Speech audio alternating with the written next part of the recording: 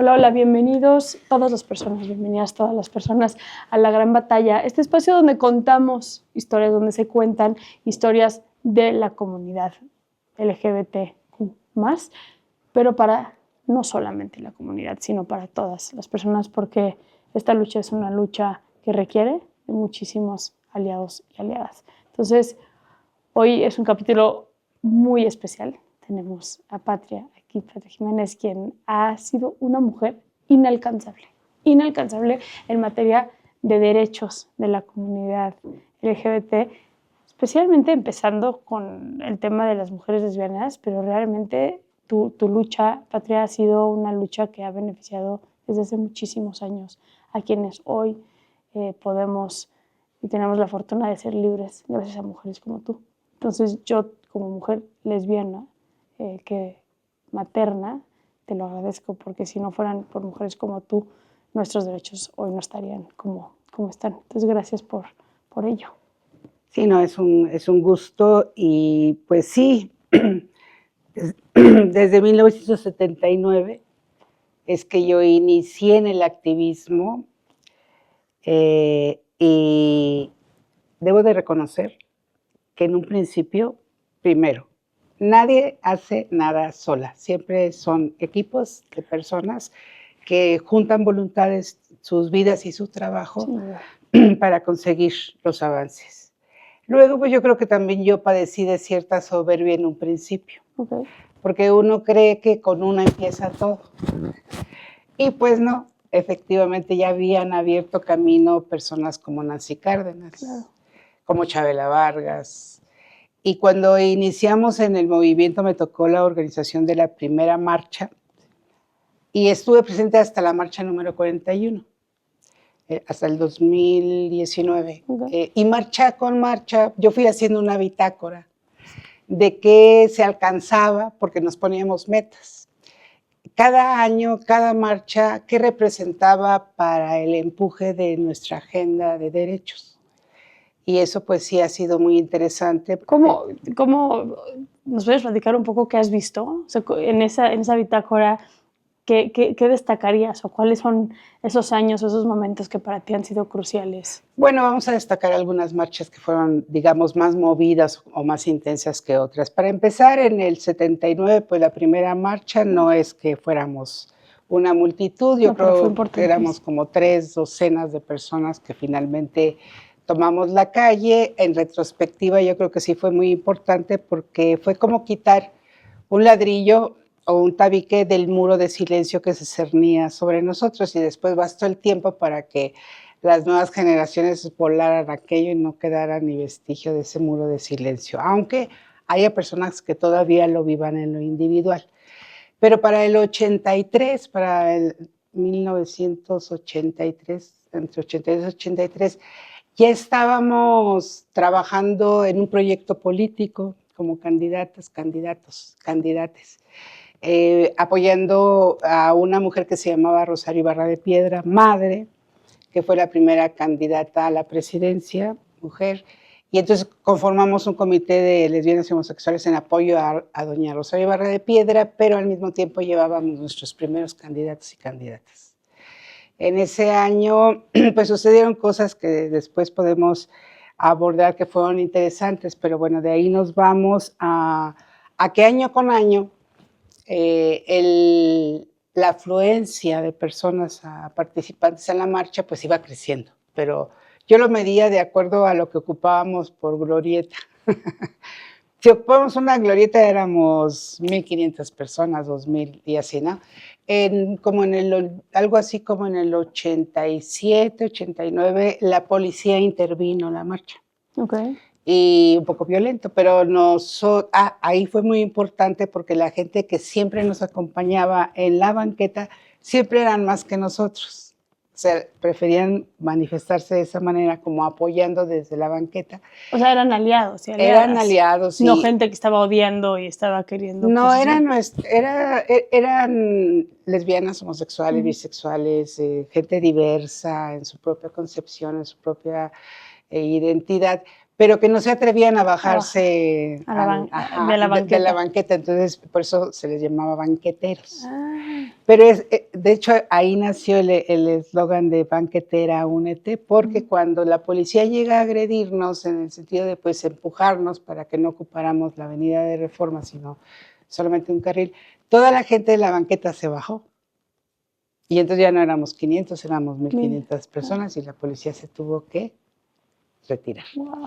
Y bueno, siguen los años y nosotros, cada marcha tenía una demanda. Y por ejemplo, hubo la de nuestras familias existan, que la ley las reconozca.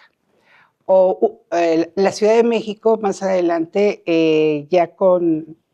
en el 97 participamos nuevamente en elecciones y la figura era Cuauhtémoc Cárdenas por la Ciudad de México. Y nosotros nuevamente estuvimos ahí participando, fue donde se me ofreció la candidatura a diputada federal.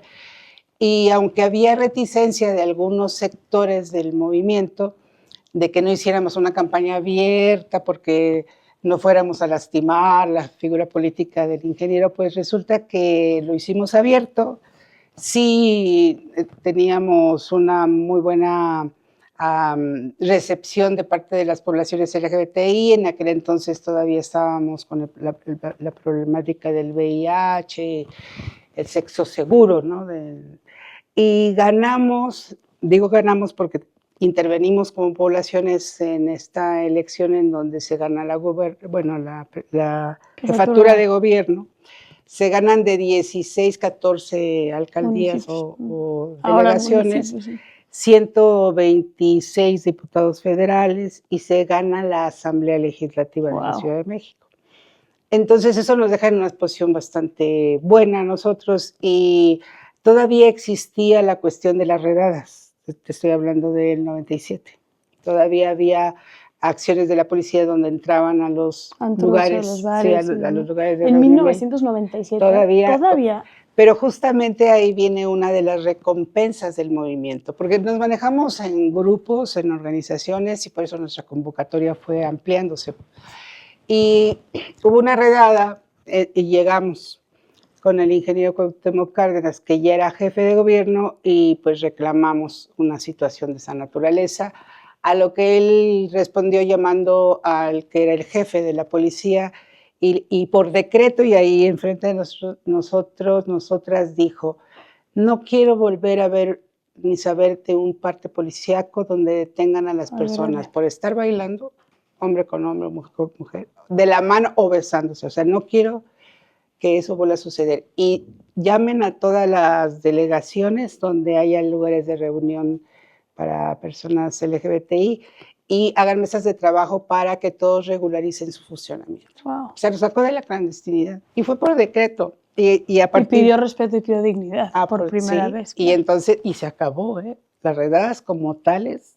Digo, habrá tentación de algún grupo policíaco, de alguna persona en lo individual que quiera. Pero hechos aislados, ya no como regla. Ya no como regla. En donde pues era la situación de que te ponían frente a la prensa una vez después. La redada tenía cosas que lastimaban mucho la integridad de las personas. Que era que te llevaban a los sótanos y te formaban en una fila, y el que no quisiera salir en las revistas de entonces, que era La Alarma, Caso de Alarma, Impacto, o sea, era Nota Roja, pues tenía que pagar cifras importantes y no querían que en ese momento se les tomara las placas y salir publicados al otro día. O sea, era una situación complicada. Sí, como que la homofobia fue lo que se tardó un poco más en limpiarse. Sí, entonces, bueno, en 97 después vino lo de la aprobación del matrimonio igualitario, no o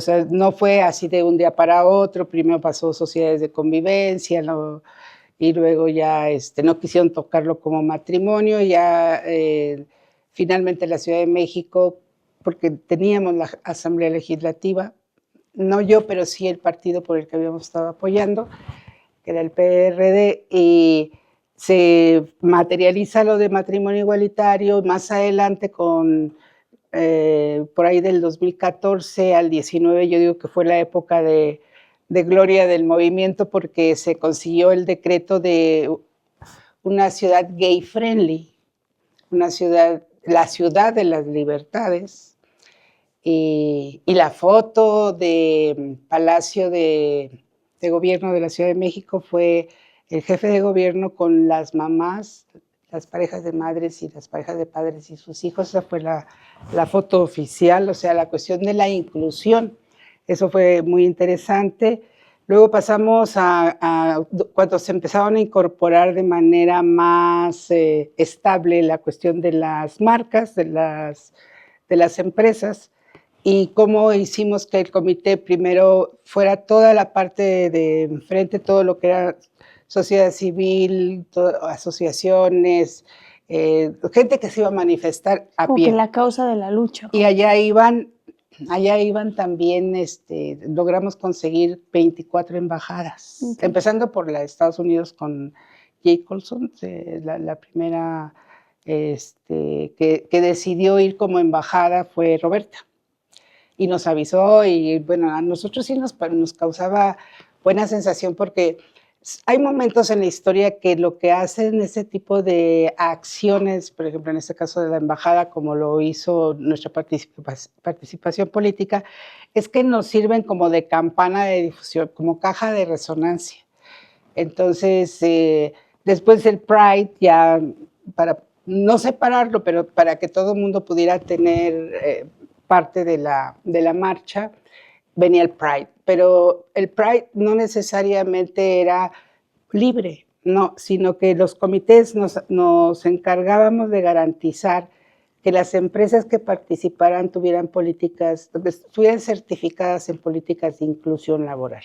Y que no fuera nada más un tema de un día al año. Para nada. Entonces, cuando nos veíamos con los ejecutivos de las empresas, porque teníamos entrevistas para efectivamente comprobar que sí tuvieran este tipo de prácticas de inclusión laboral, cuando no las tenían, pues solamente tenían que esperar un año más, porque hay asociaciones que las asesoran a las empresas para que consigan su certificación. Claro. Y entonces era interesante a las que ya estaban muy avanzadas en la cuestión de inclusión, pues sí ver todo su programa de trabajo en donde ya no hacían diferencia.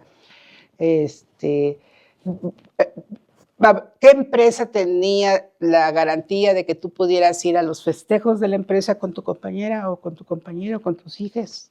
O sea, sin problema. Pero bueno, eso no era para todas. Entonces fue paulatino, pero pues sí nos llevaban un poco de ventaja las transnacionales. Pero acá nadie se quedó atrás, entonces yo no voy a decir marcas, porque bueno, este es un programa, pero cientos de marcas estaban en lista de espera para participar en el Pride. Y llegó a tal grado la cuestión de la integración de diferentes aspectos sociales, que por ejemplo una vez nos pidió participación el cuerpo de bomberos. Los bomberos, y nosotros por supuesto, claro, encantados de la vida.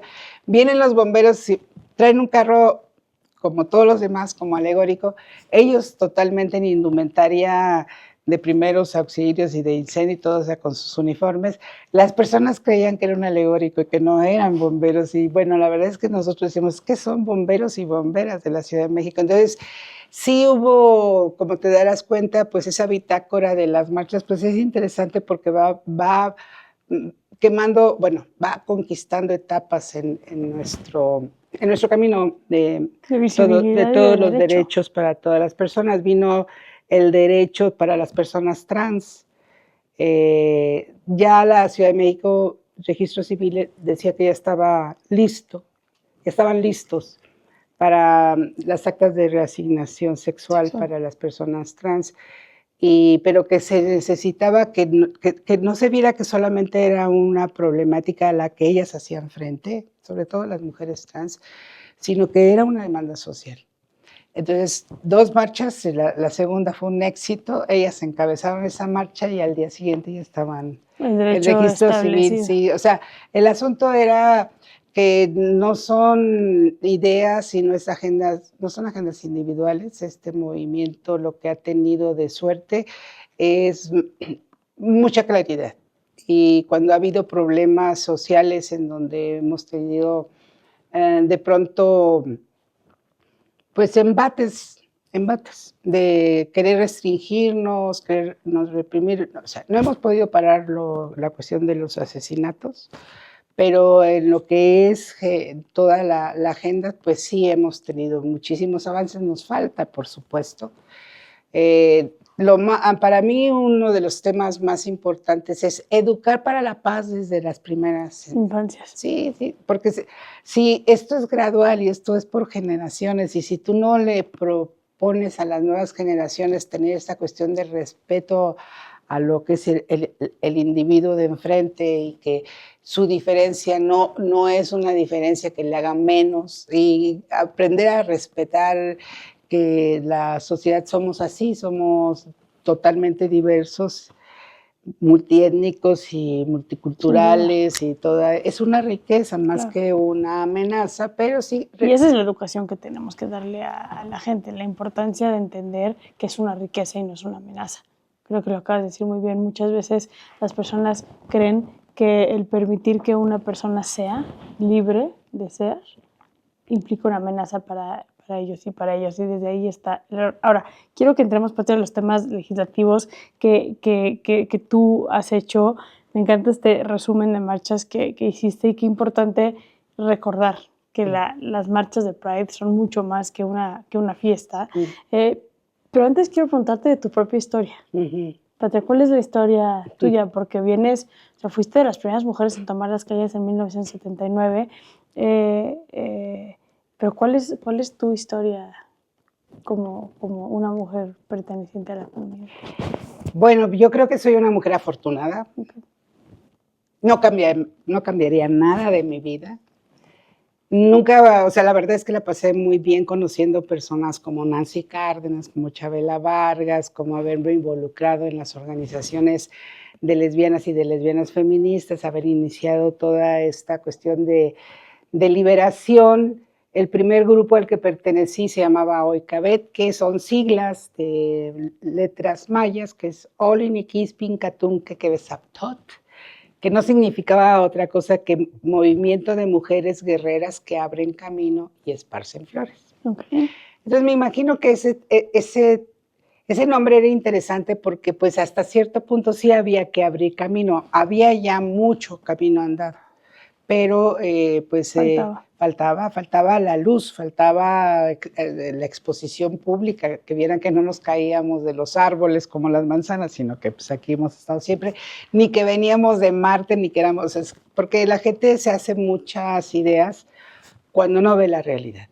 Cuando las personas empiezan a vernos, y pues se dan cuenta que somos las tías, las hermanas, las maestras, las alumnas, el vecino, la vecina, como dicen, ay, pues sí han estado siempre, ¿no? Y me parece una cosa muy interesante del activismo social, que haber conseguido esta visibilidad y de las problemáticas a las que nos enfrentábamos no es un logro para nosotros como población, es un logro social.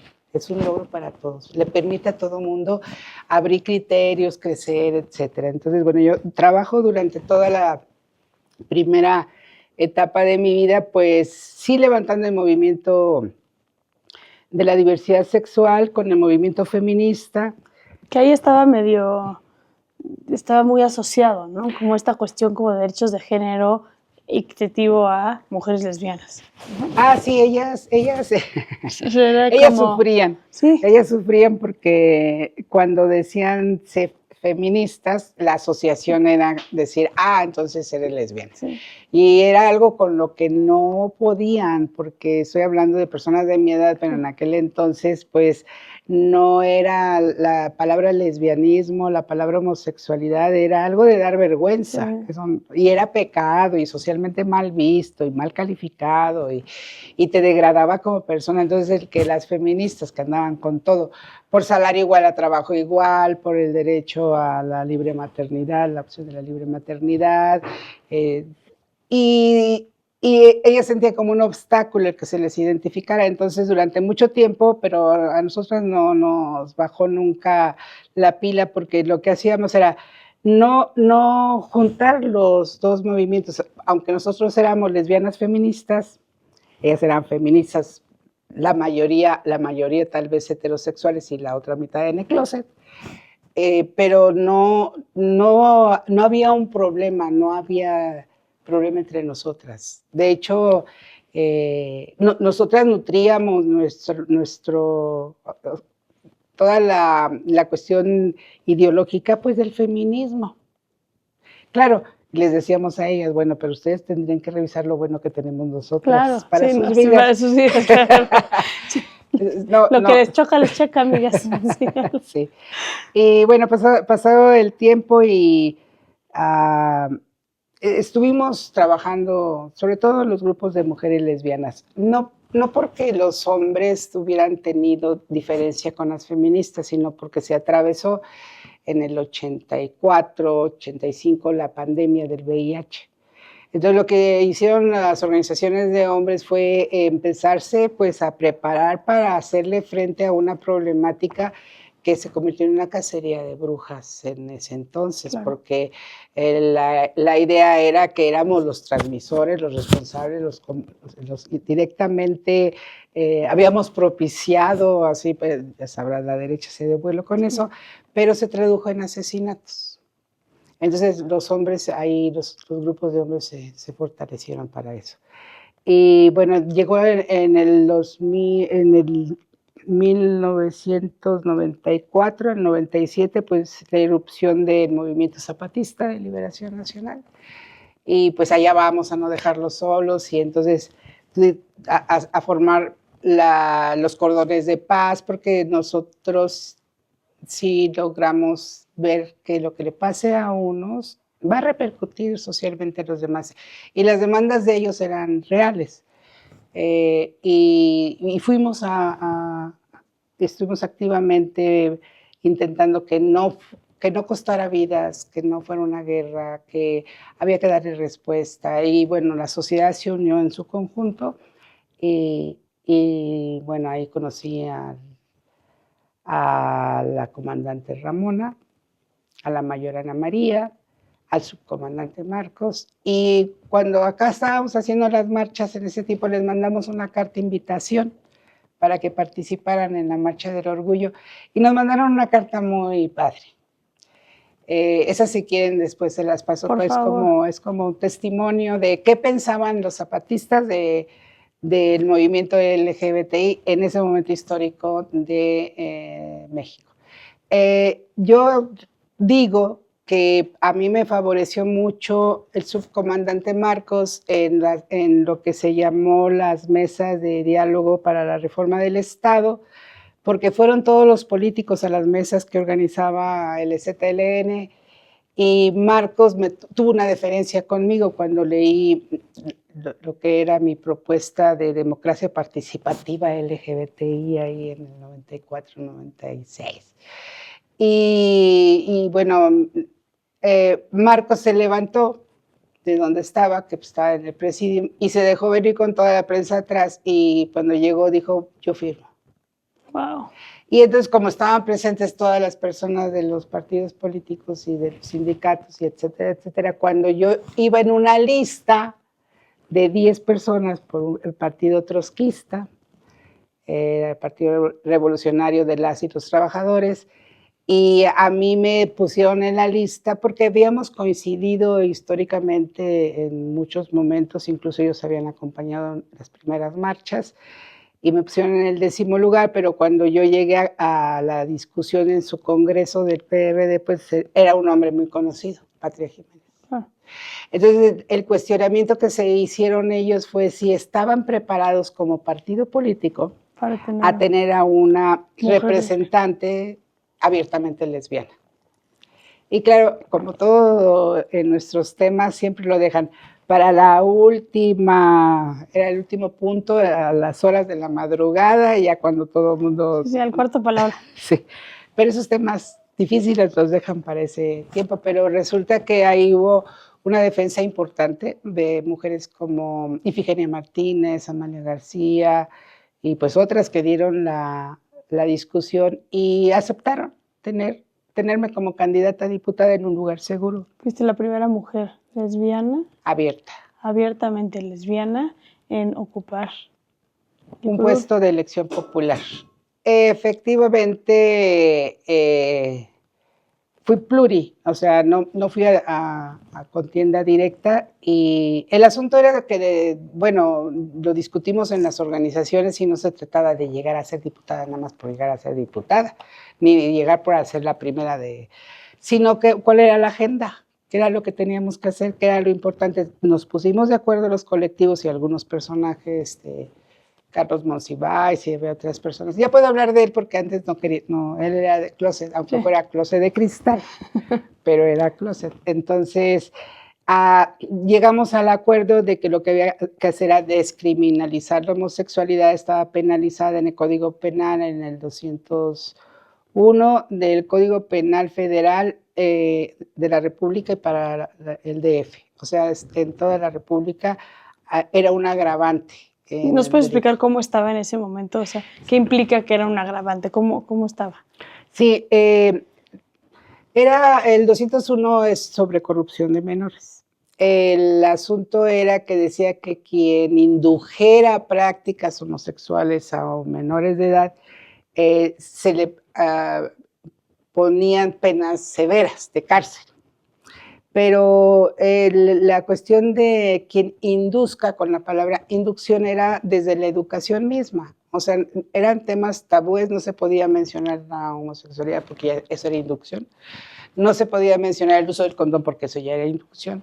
O sea que, y los maestros, maestras en las escuelas no podían hablar sobre temas de sexualidad porque pues los niños preguntan, ¿no? Y entonces nada que sonara a poner luz sobre el tema de la sexualidad homosexual. Pero resulta que ese 201 hacía clara especificación hacia prácticas del homosexualismo, pero no mencionaba que un adulto, no importara su orientación sexual, no debería de incurrir en la cuestión de, siendo menores de edad, era corrupción en todos los sentidos. Entonces solamente se penalizaba al homosexual, a la homosexualidad, pero pues ya teníamos todo el contexto de que la violencia sexual dentro, por ejemplo, de las familias, pues se daba mayoritariamente por componentes de la familia, ¿no? Primos, tíos, padres, y no necesariamente abuelos, de la comunidad LGBT. Para nada, o sea, sí podríamos decir que era un mínimo, ¿no? O sea, un porcentaje mínimo. Pero muy mínimo. Pero muy mínimo, así como el 1 de 100. Y el asunto es que lo que era este artículo 201 era prohibir, y de prohibir la homosexualidad en su práctica de visibilidad. O sea, y eso se reforzaba con el Código de Policía y Buen Gobierno de las ciudades, en donde tu sola apariencia era suficiente para que te arrestaran. Wow. Te llevaran, o sea, si te vieras más masculina, más o femenina, en caso de ser un hombre gay o una mujer trans, el hecho de ya era razón suficiente para que no pudieras tener reunión pública. O sea, no poder andar en las plazas públicas, incluso eran tan de baja como principios que te tomaban. Por ejemplo, recibíamos llamadas de jovencitos que pues habían estado tomados de la mano en algún parque y pues se los llevaban detenidos. Nos llamaban para que fuéramos a auxiliar. Cuando después del 97 pues todo se facilitó porque tú llegabas y decían, es que estaban agarrados de la mano y un vecino se quejó. Sí, pero eso no es delito. Entonces, ya cuando ya no había en el Código Penal la figura de homosexualismo, entonces era muchísimo más fácil la defensa de las personas que podían haber sido extorsionadas, chantajeadas, perseguidas. Digo, les pedían a los jóvenes sus credenciales de elector y la amenaza era, le vamos a contar a tu mamá. A tu mamá. Vamos a ir con tu familia. Y el terror era los que los sometían, además, claro, las vueltas en las patrullas. O sea, la verdad es que sí, ese artículo era como una piedra, una gran piedra, un gran obstáculo para la consecución de la agenda completa. Era la primera que se tenía que quitar. Y después atender la homofobia y las malas prácticas, pero por lo menos ya la legislación ya defendía que con la defensa adecuada pues no existieran consecuencias mayores, ¿no? Así es. Que una persona termina en la cárcel por el hecho de ser una persona de la comunidad. Sí, nada más Es por eso. brutal, brutal eso. Era una gran situación. Entonces, ir limpiando el Código Penal y luego darle garantías a las personas de las poblaciones LGBTI tuvo que ver con la COCOPA, que era el organismo de senadores y diputados que hicieron para acompañar el proceso de paz con el EZLN y se comprometieron, senadores y diputados, a llevarlo a la Constitución como un derecho. Pero claro, en aquel entonces no se manejaba los términos que actualmente manejamos, claro. Y entonces era preferencia sexual. Bueno, ahí los del PAN dijeron. Específicamente uno de ellos dijo, en el primero constitucional no puede ir la palabra sexual. Entonces le dejaron preferencia. Porque no vaya a ser, ¿no? No vaya a ser. Le dejaron preferencias secas. Y eso pues para lo que tú te puedas imaginar que signifique, pues no significa nada. Y excluye la identidad de género. Totalmente. Entonces, nos hemos dado a la tarea todos estos años ya. Estamos en la agenda, ahorita es el punto. Corregir en el primero constitucional, en vez de preferencias, orientación sexual, identidad de género, expresión de género. Y características sexuales, porque las personas que nacen por ejemplo, muy masculinas, siendo mujeres, pues no se les tiene que señalar, ni se les tiene que reprimir, ni se les tiene que hacer a un lado, o los hombres muy femeninos que, independientemente de su orientación sexual, pues su anatomía. Pues, ¿quiénes son? Y luego toda esta nueva participación de las juventudes, que a mí me parece extraordinaria, y por eso yo también ahí pongo toda mi esperanza, es porque pues están tomando nuevos temas, ¿no? Lo de las personas no binarias, que yo digo, bueno, no es una palabra para mal empezar, sí. Pero que no juegan, o sea, que rompen con los estereotipos impuestos en esto para los hombres, esto para las mujeres, y eso se hacen así como, pues a mí lo que me gusta y eso es mi identidad, ¿no? Me parece que es el principio, el tema no binario, me parece que es el principio de una lucha que va a abrir mucho más los derechos de la comunidad LGBTQ y más, en el aspecto de la lucha sigue desde un tema de identidad, ¿no? Me reconozco como una mujer trans, por decir una cosa, y mis derechos van conforme a un estereotipo. Mi derecho a usar un vestido, por ejemplo, o mi derecho a tener mi pelo largo, o mi derecho en la cárcel, yo trabajo mucho en las cárceles, a poder usar maquillaje, por ejemplo, ¿no? Entonces también romper ese estereotipo de mi físico me identifica como quien soy. Sí, me parece trascendente. ¿Sí? Porque en mi juventud yo decía, ¿en qué momento vamos a poder romper el sistema tan rígido de comportamiento en cuestión de estereotipos perfectamente definidos? Esto es ser mujer, esto es ser hombre en la sociedad.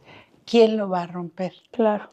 Entonces yo pensé y pienso que empezó con las personas trans, pero que al momento de irse identificando las personas en la sociedad, sobre todo las juventudes, de que no tenían por qué tener existencias tan reducidas, tan esquematizadas, tan pequeñas, en un ser que, pues, cuando se es joven se está aprendiendo, se está asimilando, se están conformando identidades a partir de lo que te checa, claro. De lo que te gusta, de lo que quisieras, de tus aspiraciones, de tus modelos, que antes no había.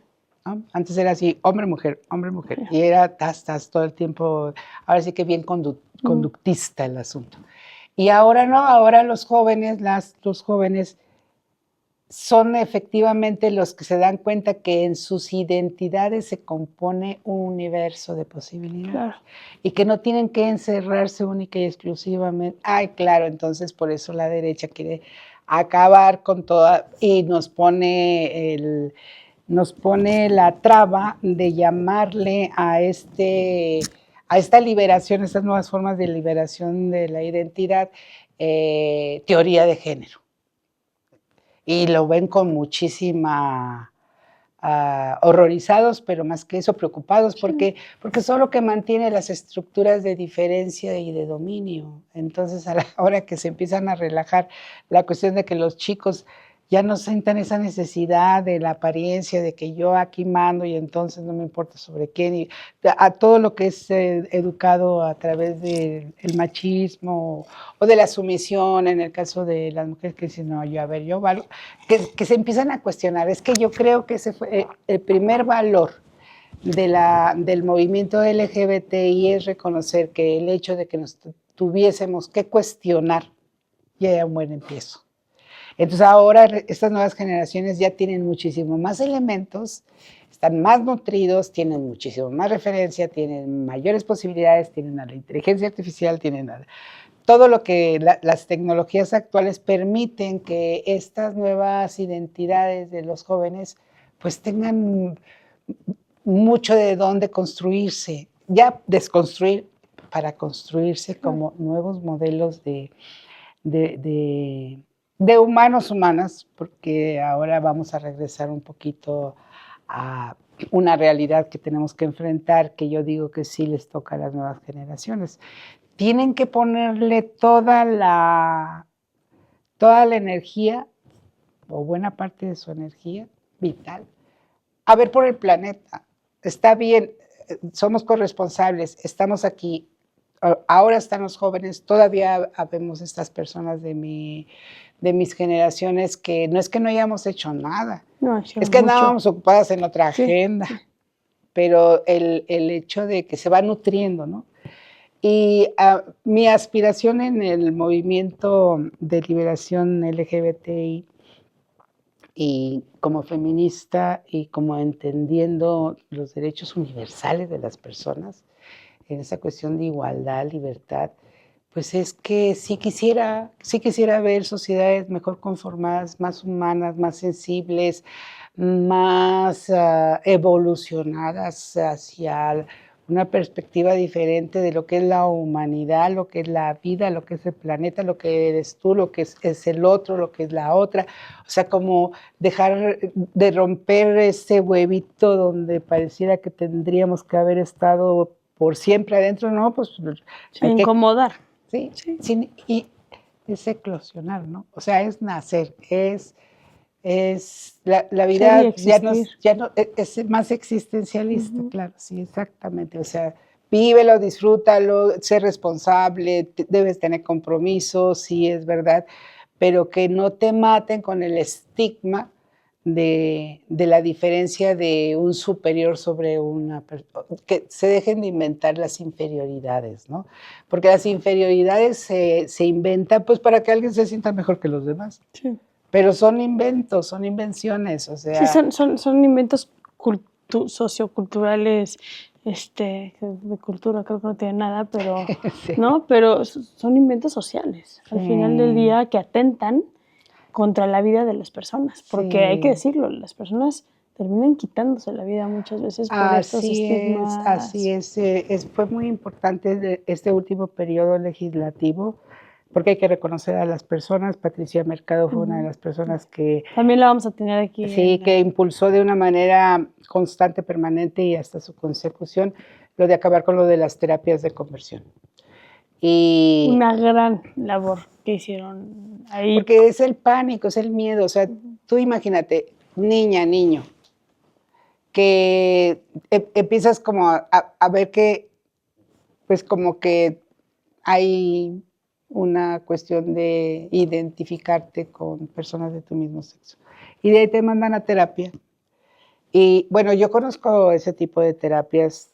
A veces la gente, las familias tienen dinero para mandarte esos retiros, pero hay veces que las familias no tenían el recurso económico y lo hacían desde el propio hogar, desde dentro del propio hogar. O sea, mujeres lesbianas que fueron sometidas a violación con familiares, auspiciada por la familia para corregir a las personas. O sea, toda esa situación, bueno, pues creo que es un avance enorme el que se prohíba el intentar cambiar la identidad, orientación de Aparte por medio de la fuerza, la tortura, la violencia, y eso pleno 2023.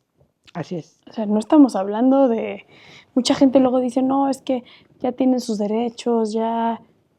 Los derechos se están pasando... Fíjate que sí, ahí es donde... Bueno, yo tengo muchísima... Yo vengo de una familia, como todo mundo, y yo respeto a mi familia y la quiero, pero sí, el asunto es... Creo que ni siquiera es que tengan la culpa de su visión de corrección. No hay culpa, pero sí hay responsabilidad en la deconstrucción de esa educación, ¿no? Sí, entonces es donde yo digo, bueno, ya nos educaron y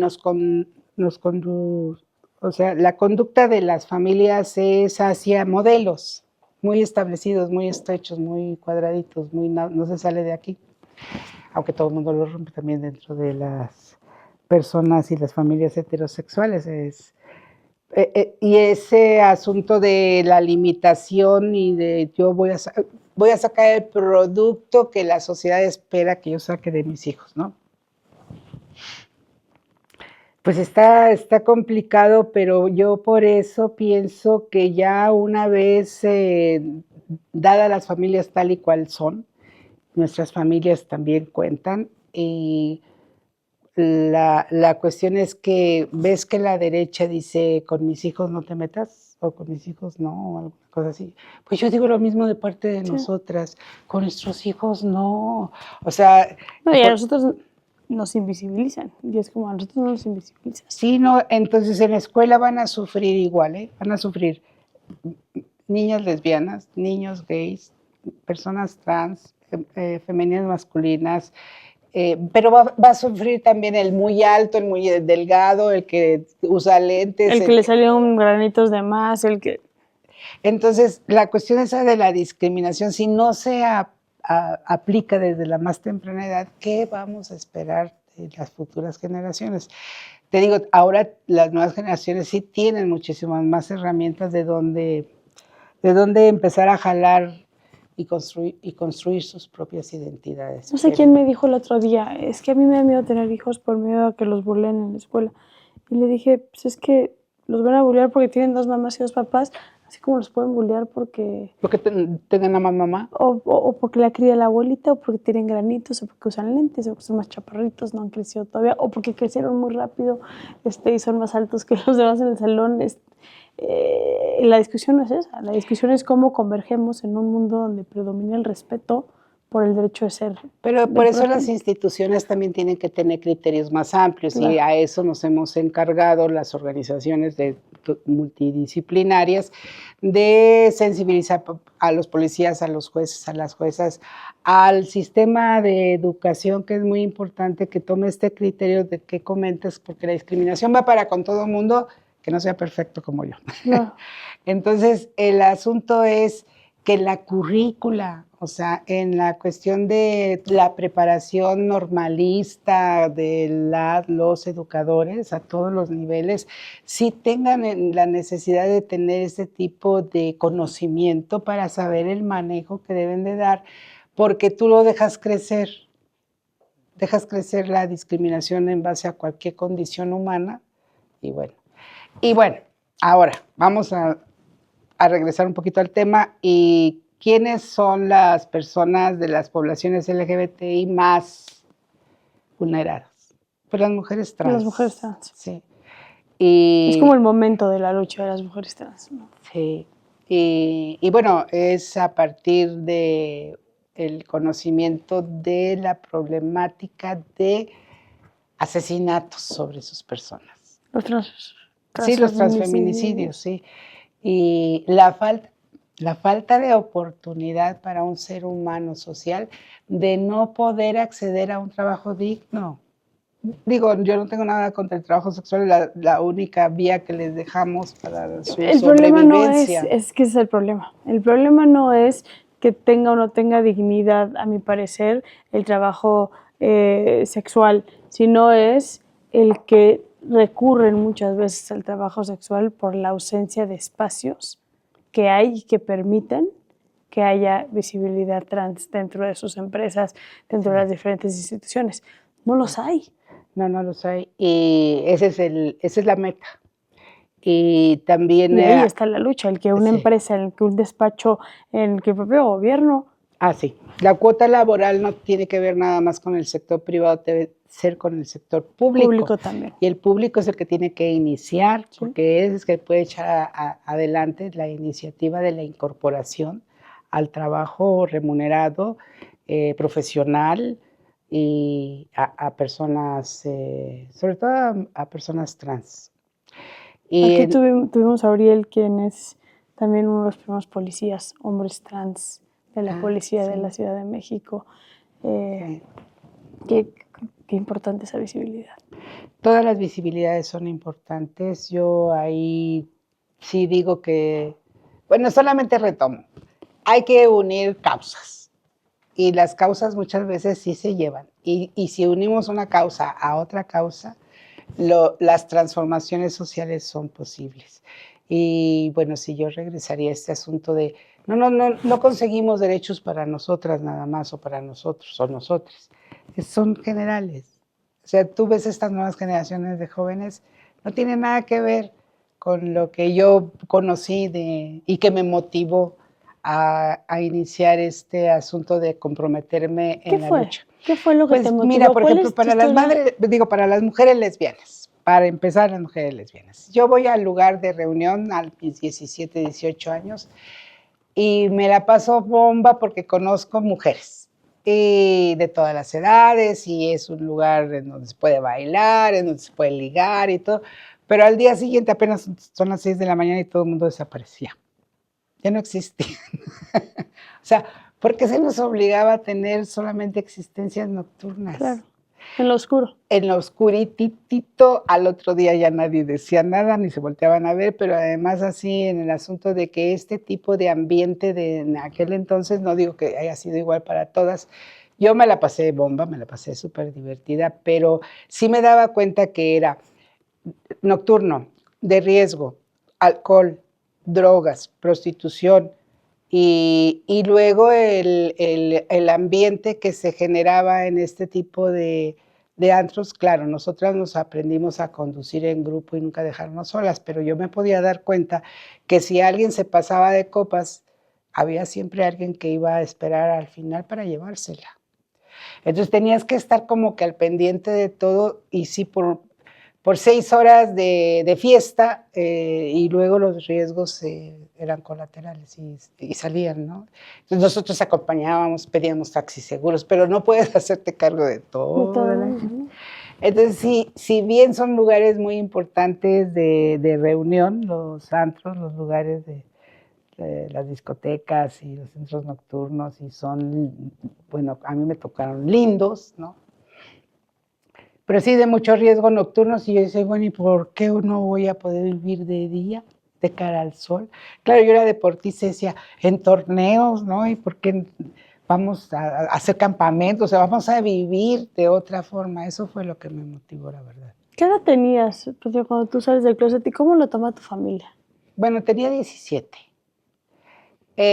O sea, ya sabes que uno se da cuenta desde antes. O sea, yo desde chiquita me enamoré platónicamente de la maestra, sí, de la amiga, la clásica, sí. Pero pues, y yo me acuerdo que hacía hasta lo posible por llamar su atención, pero uno no es consciente de nada.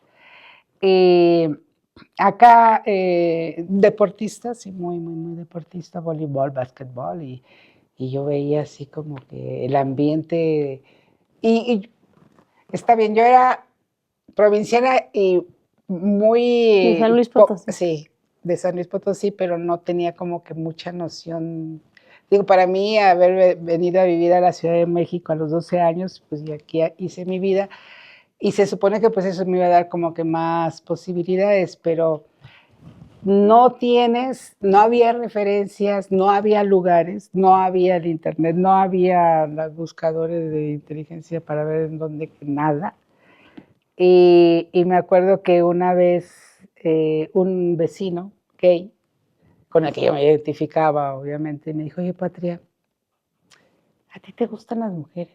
Digo, ¿se puede?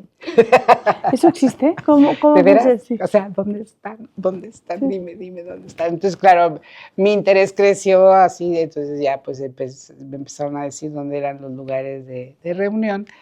Y como yo era chica, todavía no cumplí 18, pues sí, me tenía que hacer acompañar de mi hermana y pues para atreverme a ir a ver la primera puerta. Pero también es cierto que la primera puerta que a mí se me abrió fue en casa de Nancy Cárdenas, al primer encuentro de mujeres lesbianas en casa de ella, y cuando yo llegué y vi que ahí se hablaba de feminismo, lesbianismo y organización, yo dije, ya llegué. Aquí estoy, ya me encontré. Claro, porque ¿cómo vas a...? Yo sí quería cambiar nuestra realidad, pero sola nadie. Entonces, cuando encuentras a las organizaciones, intercambias información. Qué importante es no sentirte sola, ¿no? Y qué importante es también que existan lugares seguros de reunión para las personas. Las organizaciones fomentamos durante mucho tiempo. Mira, creamos el Closet de Sor Juana. Sí. Organización que creaste para ayudar a la comunidad. Sí, de hecho, y no lo inventamos, sino que dijimos, a ver, siempre nos andamos inventando organizaciones, que Comunidad Creativa, que ya salí de Cabet, que ahora, ¿qué vamos a hacer? Entonces, la mejor forma para ir directo a lo que se necesita es preguntando. Entonces hicimos un censo, un consenso ahí con todas las mujeres y grupos que conocíamos de qué es lo que quisieran de una organización, qué era lo que necesitaba. El espacio, cómo lo querían. Entonces, pues sí resultó ser más centro comunitario, donde no solamente hablarás de ti, escucharás a las demás, que se debatiera en temas de las películas, las poquísimas películas que trataban el tema favorablemente. Creo que empezó una que era Al caer la noche, pero antes de eso, la lectura obligada de las lesbianas era un libro que se llamaba El pozo de la soledad y no era de Octavio Paz. Y así como el nombre era, entonces era literatura, entonces claro, lugares en donde nos podíamos reunir, hablar. Leer, compartir Ajá, las películas, los libros, incluso tener servicio personalizado con profesionales, psicólogas, para que aquella que no pudiera tratar sus temas en grupo de reflexión pudiera ser tratada individualmente. Y ese pequeño grupo, el Closet de Sor Juana, sobrevivió por muchísimos años dando atención a un número inimaginable de mujeres jóvenes o adultas, o sea, ahí no hacíamos distinción de ningún tipo en el sentido de que cualquiera podía tomar nuestros servicios de trabajo, pero también hacíamos fiestas. Después de las marchas hicieron unas fiestas buenísimas. Increíble. Y entonces después decidieron, claro, nosotras éramos una asociación civil, decidieron darse clases de baile y salieron unas magníficas bailarinas que hubiera podido concursar en cualquier lado, porque pues sí, también es defensa personal para que no anduviéramos ahí de que, ay, me miró feo y me hizo, o sea, de que se pudieran defender desde la actitud de las personas. Batucadas, o sea, lo que la gente nos pidió, intentamos darlo. Y era esta forma de trabajar permitió lo que ya queda para después, que tejido social. Se hacían familias, o sea, se empezaron a hacer amistades, pero al mismo tiempo así parejas, y se hizo ese tejido social tan importante para nosotras. Y creo que se terminó en algún momento, sí. ¿Sobreviven algunas? Sí. ¿Son importantes las que sobreviven? Sí. Pero ¿por qué desaparecimos algunas? Porque como movimiento, como expresión pública, que es la marcha, como organizaciones que atendemos a un sinnúmero de personas con sus diferentes problemáticas, siempre hay alguien que quiere tener control de todo. Entonces imagínate que esa marcha... Los egos. Y esa marcha alucina por el poderío que representa socialmente, entonces hay que cooptarlo, hay que manejarlo, hay que dosificarlo y entonces pues esos son los gobiernos, ¿no? ¿Sientes que se ha perdido la marcha del Pride? No, te voy a decir por qué no. Aunque hubiera ganas de controlarlo todo y de bajarle el nivel a la marcha, es que la marcha ya es como el día de la independencia. Ya las personas salen con su propia marcha a gritar su libertad en el tono que les da la gana y como se la imaginan o como la viven. Quiero decir, ya no lo para nadie. La cuestión del Pride, de la marcha del orgullo, no significa que haya un esquema de marcha. Ya se rompió, pero no se rompió por mal, sino por bien, porque la gente ya se lo apropió. Y entonces van a la marcha, puede ser desde el chico de la Ibero, la chica de la Ibero, hasta los que se dejan venir de los pueblos más remotos a formar parte de esta cosa grandísima que significa yo llevo mi marcha, yo veo mi marcha, yo quiero mi marcha para mí significa yo soy mi marcha. Entonces yo siento que ya no hay manera de controlar. Entran comités que tienen esta cuestión muy específica de, yo digo quién se presenta en el escenario. Sí.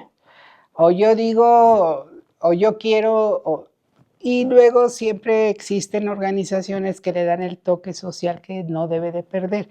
Por ejemplo, este año es Diversidad sin Fronteras, por los desaparecidos. Pues claro que también tenemos desaparecidos nosotras, y resulta que somos las menos buscadas, porque además por la movilidad humana que se están cambiando de países por condiciones de extrema violencia, o que son utilizadas por el narcotráfico, o porque simple y sencillamente a alguien no le gustó en su lugar y entonces desaparecen a las personas y no hay manera de buscarles, porque alguien se tenía que haber interesado al tema, entonces surgen organizaciones específicas para eso.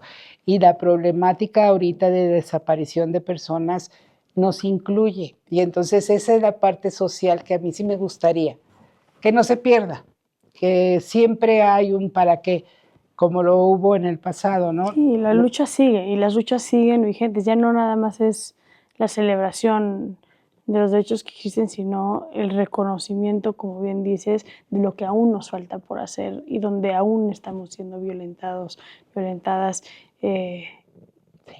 y el camino que falta por andar.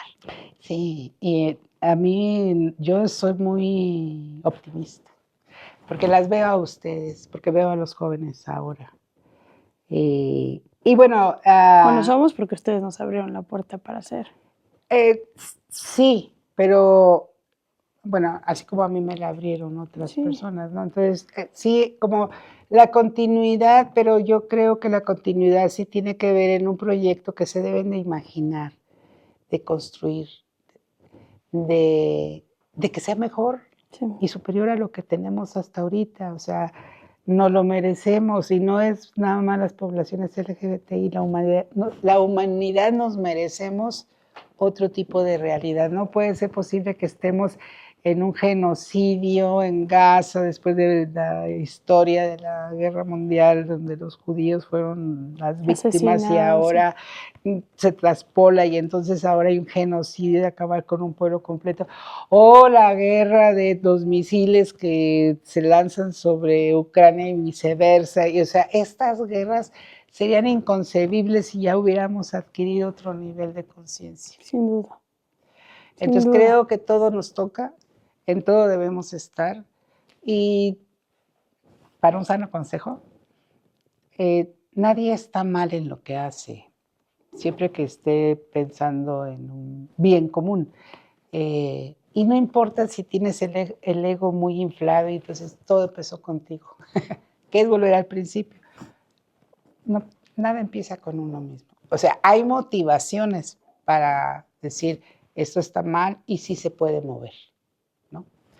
Pero nunca en concreto para lastimar a alguien más. Ahí está la daga, en que tus pensamientos sean y seas libre de ser sin lastimar a los demás. Ahí es donde nos falta. Patria, antes de terminar y agradeciéndote mucho el que hoy hayas estado aquí conmigo y con nosotros, siempre terminamos con un cuestionamiento que es ¿Cómo defines tú el amor? Bueno, sí, es una pregunta muy... Yo siento amor.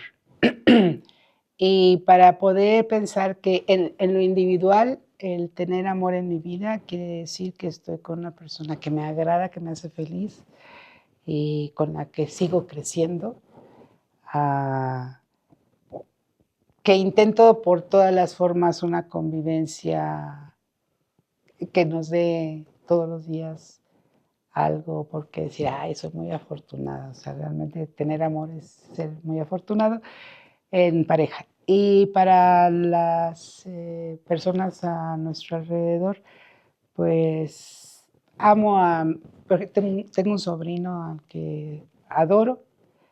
No fui la mejor tía, porque yo quería que él fuera... que se diera cuenta que estaba solo, que nadie iba a ver por él, que tenía que salir por sí mismo, ese esfuerzo de salir. Entonces, aunque yo hubiera querido poder transmitir, pero este amor así condicional que luego las madres tienen para con los hijos, me importó más él que el amor que pudiera sentir por mí. Necesitaba salir adelante. Entonces, yo creo que a veces la concepción que tenemos del amor no ayuda, perjudica, porque sobreprotege. Entonces, a las personas hay que darles las habilidades para su superación personal, que no siempre pasa por satisfacerles absolutamente en todo. Eso no es querer, eso no es amor. O sea, uno debe dejar de pensar en una misma cuando dices, quiero que me quieras por sobre todas las cosas. No, yo quiero que tú salgas adelante. Eso es amor. Límites. Patria, gracias por estar aquí el día de hoy y gracias a quienes se conectaron a La Gran Batalla.